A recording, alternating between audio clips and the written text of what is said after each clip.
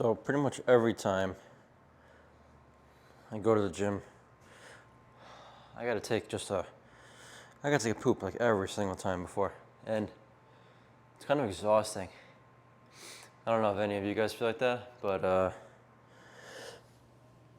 I get here and it's like, first of all, I drive to the gym and then I started thinking, I gotta poop. And I'm like, come on, every single time.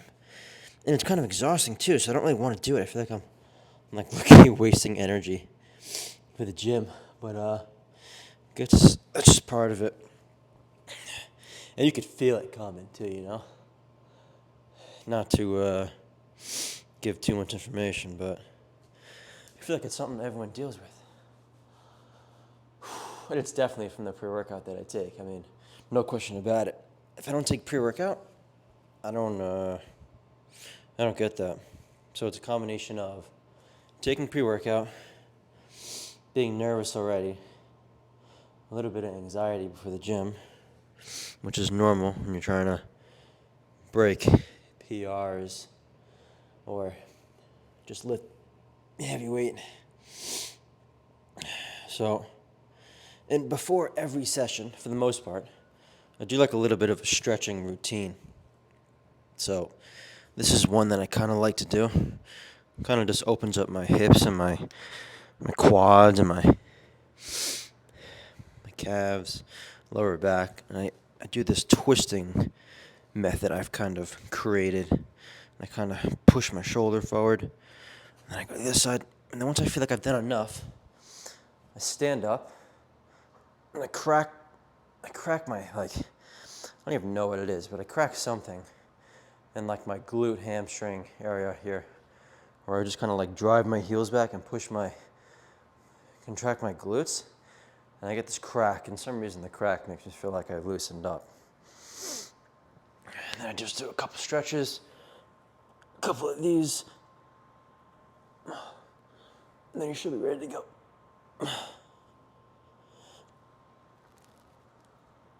So I don't actually want to stretch really, like static stretch before the gym, but I do want to kind of loosen up a little bit and just kind of get like mentally in the zone before I start my workout. So I'm gonna do calves to start, and then I'm gonna move on to that dumbbell press that I've done. Those feel pretty good, so let's just start. I also like to do, so this stretch, take a lunge, and then you kind of go into like a hamstring pull. Kind of just loosen up my upper quad, I guess you would call it my rectus femoris. But I'm just kind of loosening up. Almost like flossing, if you call it like that. A little bit of sideways, a little bit of overhead. I'm not actually trying to stretch the muscle necessarily. I just want to take it through some ranges for some reason. For me, it kind of feels like I'm mentally cueing my muscles to get ready for trauma, whether that's true or not. It feels like I am. Do a couple of those. Do a lean over. And then I do a look up.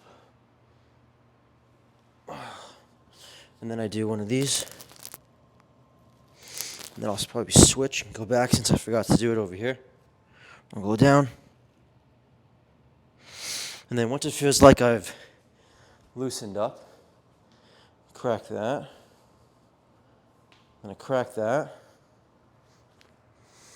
And then I'm pretty much ready to go. And I definitely don't want to take the pre-workout too early. So I'm thinking about how long it would take me to get to the gym. For me, this is only like 2 minutes away, so I pretty much down it right before I leave. Or like 5 minutes probably before I leave. Then once I get here, warm up, and actually start my warm up, and then get into my real sets, it's kicked in. And I know it's kicked in once I tend to get a little tingling sensation, which is, I believe, from the beta-alanine. So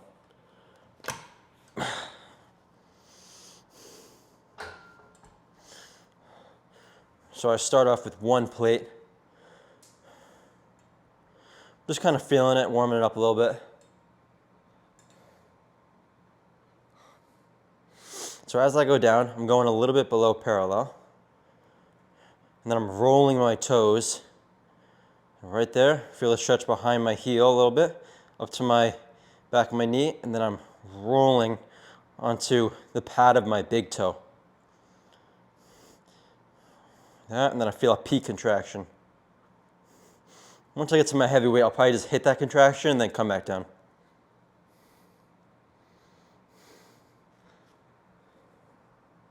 Just do a couple more here.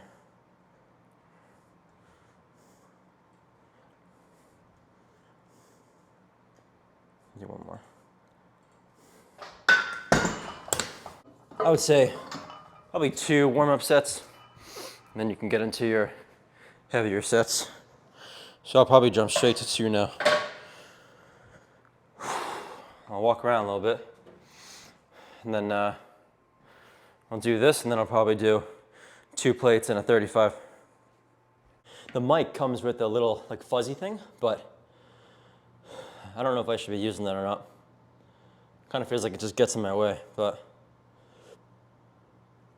I don't know if I can change the breathing into the mic or not, or if that's just part of it.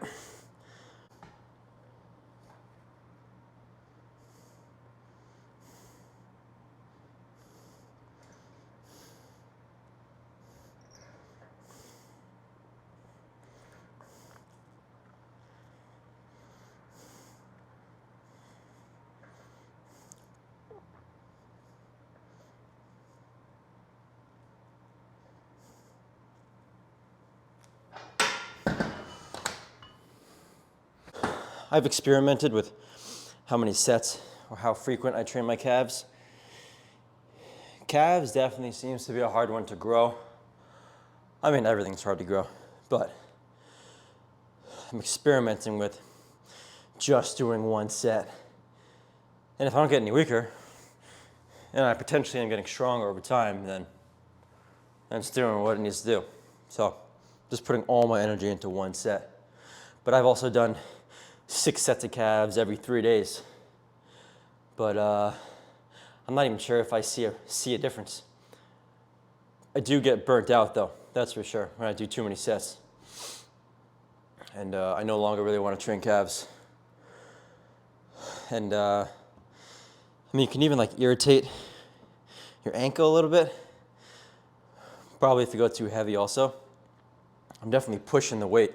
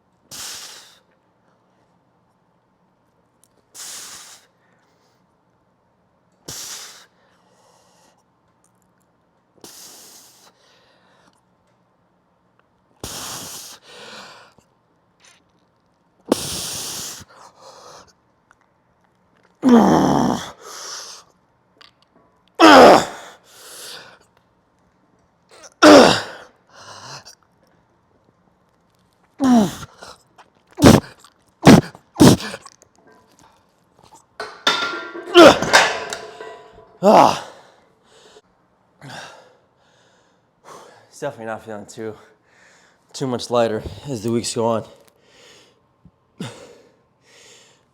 So I did as many as I could, just to the top. And then once I got to like maybe 12 of them, I just kind of like, I just tried to mess up my calves pretty much.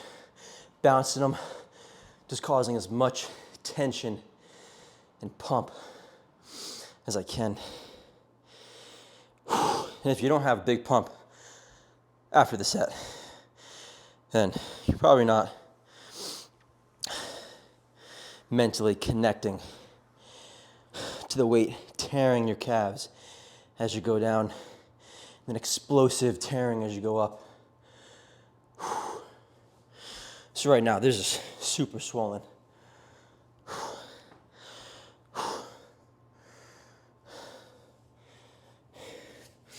So, they look all right. It's tough to get them to be gigantic, but all right, we're gonna move on to some chest now.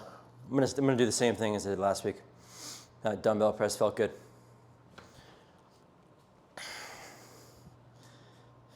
So, probably gonna do 3 warm-up sets. I'm gonna start off with the 30s.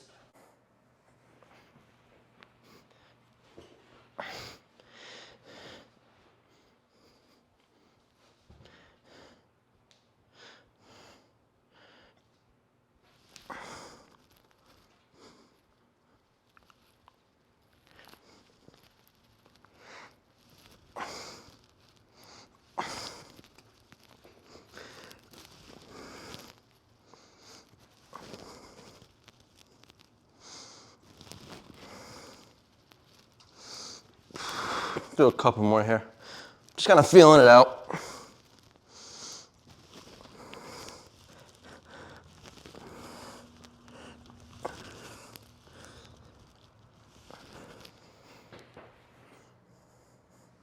So as I'm pressing, I'm not thinking about punching my hands forward.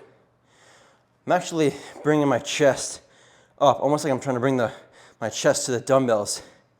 And then when I go to push, I'm thinking about bringing my shoulders towards my heart, if you can think of it like that. So they're coming together. So if they could go into me, that's what I'm feeling. And I'm bringing the corner of my armpit, where it inserts into your humerus, towards my sternum. So I'm thinking about almost doing like a chest fly as I'm pressing. It's obviously not going to be a fly. It's a press, but it's a triangle pressure push to the tip. And then it opens up kind of like a barn door.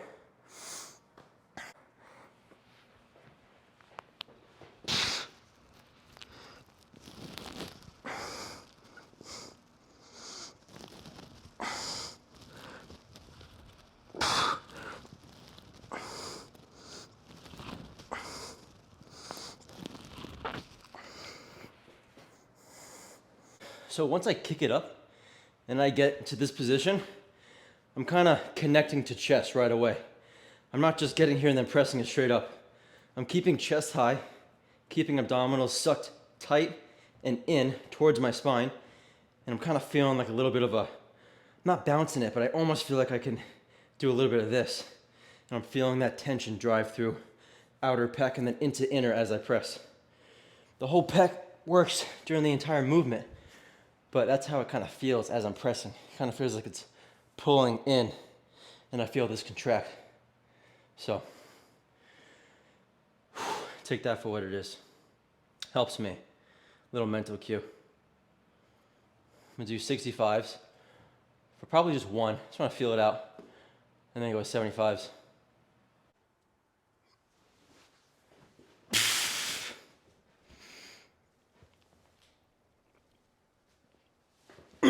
Yeah, that feels light. So the reason I did 1 rep only is because I'm not trying to waste any energy. Sometimes I do 2, 3, but after the 30s, and then after the 50s, I already felt kind of like warmed up. I just wanted to feel it, to get like kind of like my nervous system and confidence stimulated. Now time for the 75s and see how that goes. I'm using a ring light. I don't even know if it's helping. I think it is. There's so many windows in here that I think it's kind of throwing off the lighting, but whatever, it works.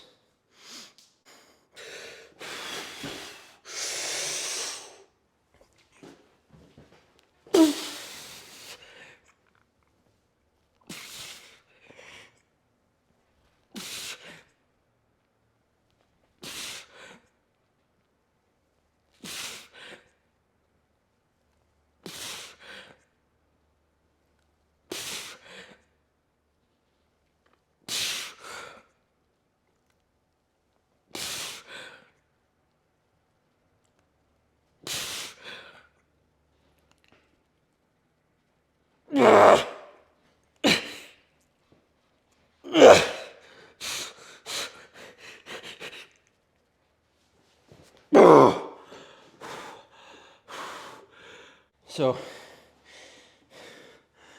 it was a good set. I think I got 10, which is more than last week. The first rep, I was kind of too high, but then I found the groove and I got a little bit lower. So as I get to the bottom, I'm bringing my chest up. I'm driving up and in as hard as I can on every rep. So there's no slow positives. There's slower negatives, but then it's an explosive acceleration into the contraction that I'm going back down.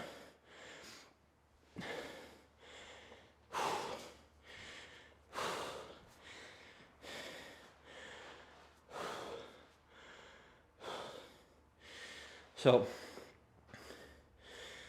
75s for 10.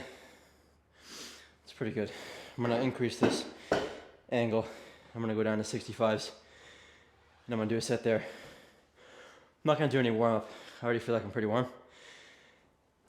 Sure, it's a different angle, but it's very similar to the angle I just did. You could do a warm up if you want, but I just think it's a waste of energy.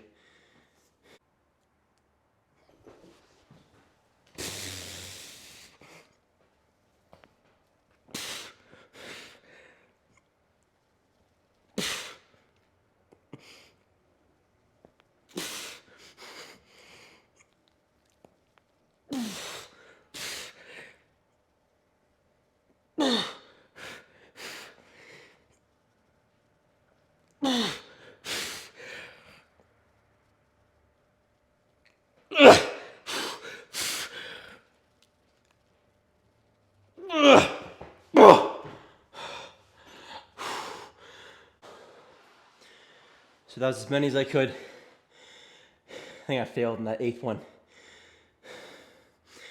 Done on this.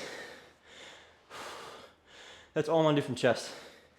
2 all-out sets, 30-degree incline, 45. I'm gonna move on to a side lateral machine. That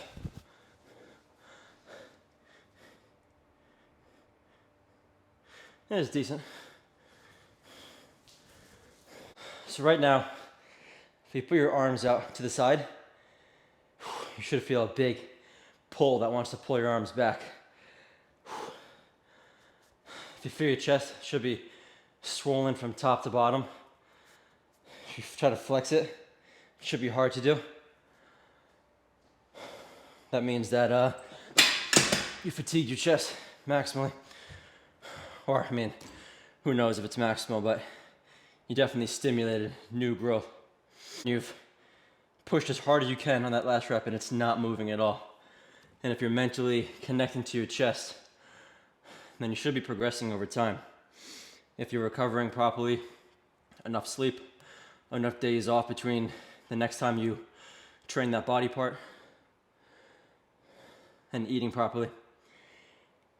I would say 1 gram of protein per lean pound of mass is probably a good overall estimate. You can go to 1.5 grams. So if you weighed 150 pounds shredded, eat 150 grams of protein, or you can up it to close to, what is that? 200, 225. And it should come from protein sources that have all 20 amino acids, which is all meats, cheese, milk.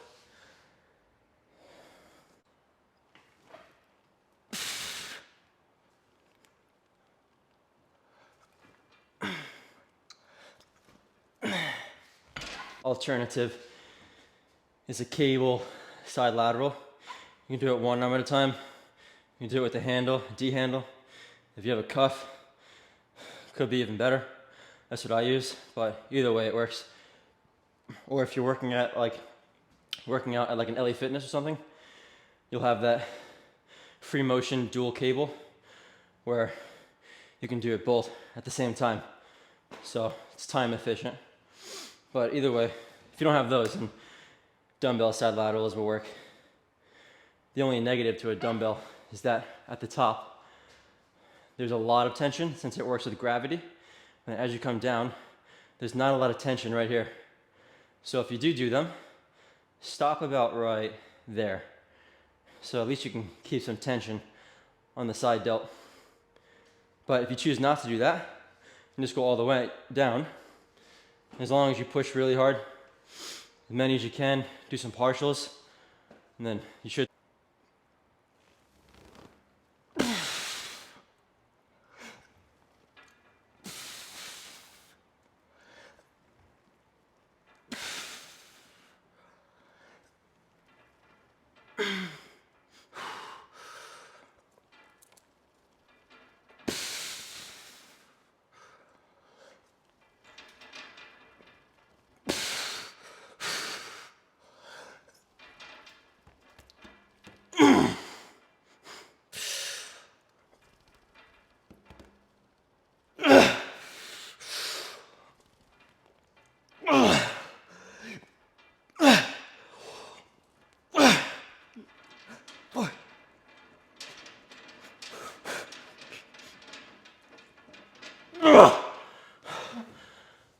Usually, or lately I've been doing a dip for my tricep work, but I kind of feel like doing a straight bar push down. So for the handle attachment, I don't think it matters too much, as long as I mean, if you have no attachments, I guess you could just hold the cable, but the cable kind of fights you at the bottom because you got to bend it. So it's hard to get that full contraction at the bottom. Not that that's like the only part of the exercise, but it does feel good to get that nice squeeze into your hips. So if you want a full contraction of the tricep, you want to not only push down, but you want to push it into your hips. That gets a full shortening of the long head of the tricep.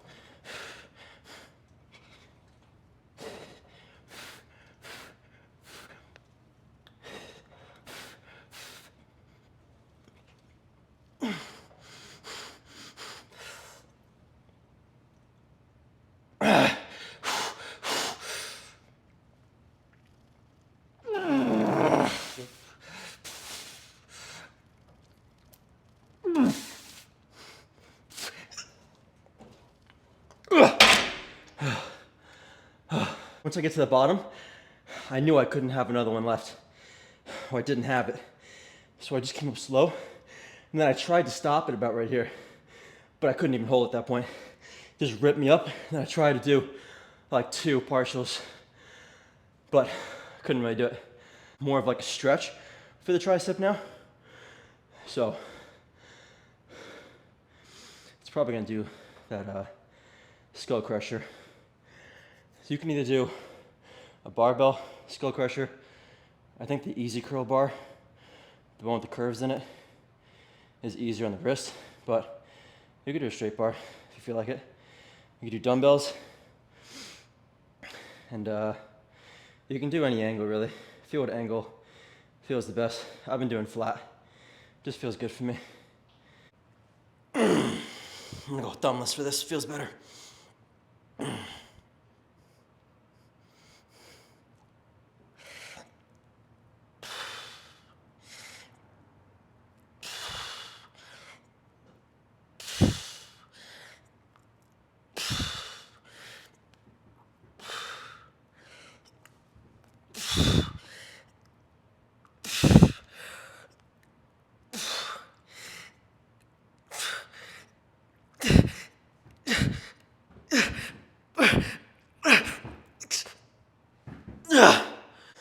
So usually I would extend all the way to the top, but once I get past like here, I feel like I end up using my chest to kind of push it up. So I kind of just stayed with that, more like that bottom 60%, going for more of like the stretch, since like the shortening max peak contraction was already super fatigued, which could be why it's so hard to lock out. So I feel like I'm just gonna keep it constant tension by coming to like the top of my forehead so I can get more of a stretch. If I come to my nose, I get more of a stretch near my elbow, but I wanna go more for the stretch of the long head. So I'm gonna go behind my head a little bit, and then I'm gonna fire back up. And I'm thinking the same thing here as I am on the chest press, meaning my chest stays pretty high, and as I come down, I'm resisting, and I'm feeling the tension through probably about right here, down into tricep, into armpit. And as I fire back up, I'm pushing my upper back into the bench. And I feel like I get more force through my tricep that way. So, done with the, I did one set of calves in the beginning.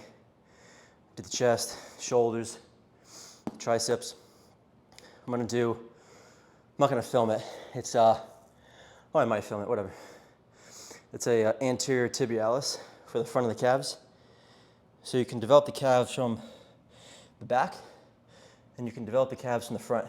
The back is made up of the soleus, which is more of like the lower part of your calf, but it goes under your gastrocnemius.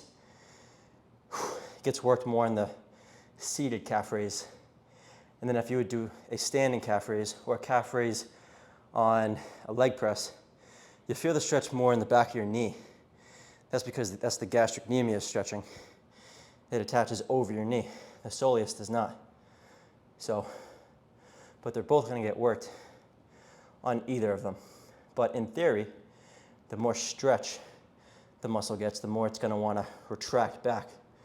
So maybe the standing gets more gastrocnemius, but gastrocnemius also gets worked on a stiff leg deadlift or a hamstring curl. So I usually just sit here after and just chill, kind of like get out of the state of training. So I made a new friend today. He happens to live in my forehead. So every once in a while, I'll get like a decent sized pimple, but it made me think about, I had like over 6 months from like 2022 October to 2023, probably like April, June. I got these like face procedure things for my acne scarring.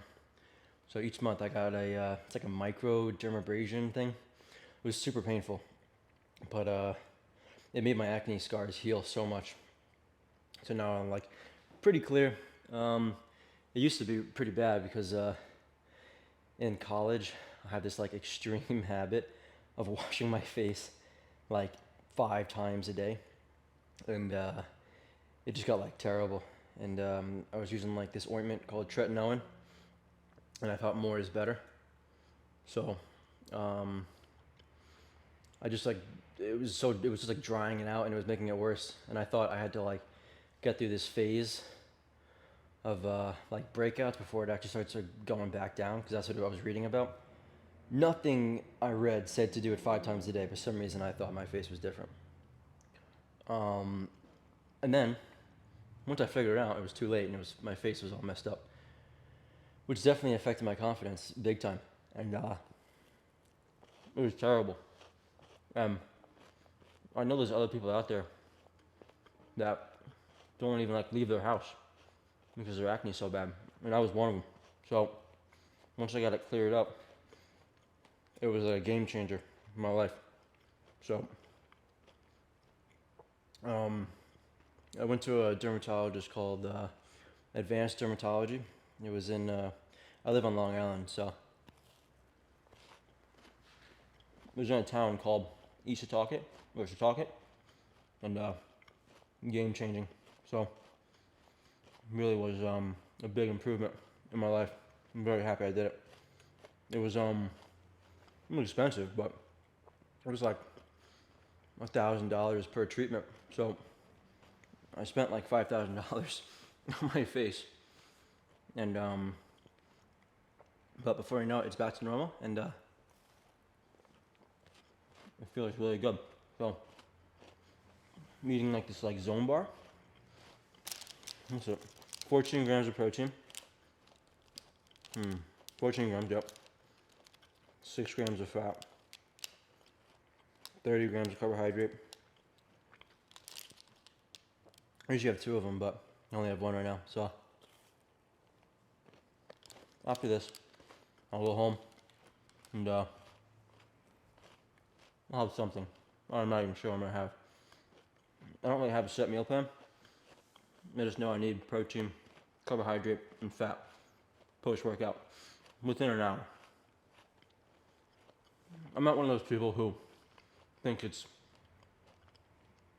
a problem to down a protein shake like on the bench that you just finished your set on, but I'm also not someone who is gonna do that. I mean, if you do that, it's fine, but I just go home, try and get out of the state of training. When you're training, you're in a state of sympathetic fight or flight scenario. So you want to get into parasympathetic, which helps you rest and digest. Well, that's like the words for it. And then common sense. The blood's in my muscles right now. The blood is not in my digestive tract. So that's about it. So yeah. Oh, and I'm gonna stretch too. I think stretching is the most neglected thing you can do for your body. I really think it's almost just as important. Strength is definitely number 1 for overall quality of life. Nothing crazy, no extreme strength. You don't have to be pressing 100-pound dumbbells, but you should be decently strong. I would say, if you can press maybe 50s or 60s as a guy, throughout your entire life, and 30s for a woman, something like that. You should definitely not be too weak. Strength is not going to hurt you. It's very rare that somebody gets so strong that it actually ends up like crippling them. So just finished that bar. I'm going to add some salt to my water post-workout. So I have salt pre, post, and after my workout. So simple theory, I guess, or at least for me. Well, I don't know if it's a theory or not, but I'm gonna load up on salt before. I'm gonna sweat it out during my workout, so I want to keep it elevated. I don't ever actually want to deplete in salt. And then I'm gonna do it post, just to kind of cover all grounds. So